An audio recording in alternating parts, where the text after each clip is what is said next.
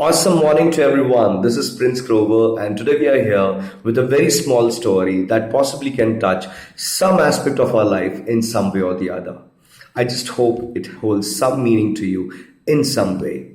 Now, this story goes around to the kingdom of Akbar, where he's confused about three people who have been working with him for the past 10 years. The three of them look equally committed, equally passionate, and most importantly, sincere for so long. So he is confused and he thinks of discussing this issue with Birbal because he happens to be the most creative person so far. And obviously the stories we have heard from the past just tells us how confirmed creative individual he is. So Birbal offers a small solution and he says it's very simple. We just have to ask three of them to do a small task and we'll come to know who's suitable for the next level. Akbar, with no choice, leaves Birbal to his decision and says, you can go ahead with that. So with due permission, Birbal calls up the three of the ministers, the most prospective ones, and tells them they need to go out to the fields, most importantly to the gardens, and find out whatsoever the best of the fruits they can find for the leader Akbar. Now, three of them were very excited and they were very much willing to perform the task because, as we all know, that appraisals makes a lot of sense. Yes, okay. So they went out to the ground and they started finding out the best fruits available. The first one starts picking up anything and everything that comes on his way because he wishes to complete the task as soon as possible and become the winner in amongst the three of them. Now the second one, he started picking up all the qualitative fruits that might add some value to the King Akbar when he eats them.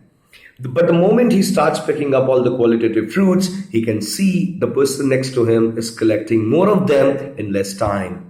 And somehow he gets influenced.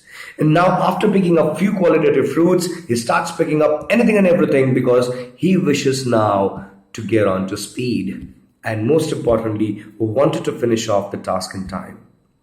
Now the third person, he again looks up to these two people who are picking up the fruits and complete the task in time, but somehow he doesn't get moved by the behavior of these two people.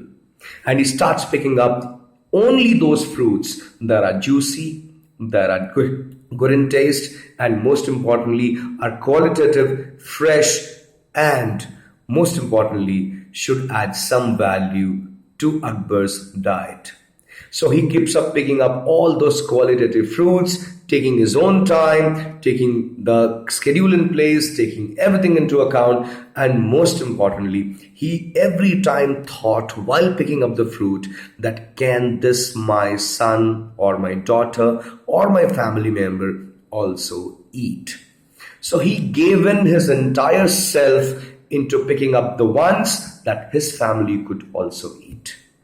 So he looked up Akbar as a family member and he took him as a person due to whom his entire family could survive, due to whom his entire family could get fed, and most importantly, who was responsible for his livelihood. Three of them collected the fruits, and the first one obviously reaches much earlier as compared to the other two. The second one reaches a little later, and the third one obviously towards the end. Now, three of them with their fruits came in, and the first one got real happy thinking he has won the task because he was in time. The second one thought, I have some chance because there are few fruits which are qualitative in nature. However, the rest of them may not make sense to them. So he thought he's still better than the first person. And the third one obviously thought he might have lost the race because he obviously has came in a little late, but he was still happier that he could complete the task in a full qualitative manner. And he has still returned well in time because they had to finish the task before evening. So things got completed and the Birbal told now all of these three people to be locked in various cells, in three different cells with the bag of fruits that they've gotten for themselves. Now they have to survive with these fruits for the next 1 month, which obviously was not the part of the plan these three people could know. Now the story starts for them. They had to eat whatever they had got collected or made a choice on the ground. And when they started eating up, the first person obviously lost his life after the first week. Very simple, because his fruits could not retain value after a week, got rotten much quicker than the other two individuals. Now, the second one, who had collected few qualitative fruits and rest of them were all not in the good shape, he also could survive till 15 days. The third one could survive for the entire month because he had collected all the best ones which could make him survive for longer for sure. So three of them were unaware that they would be locked with their own collections and they would be made to survive on them.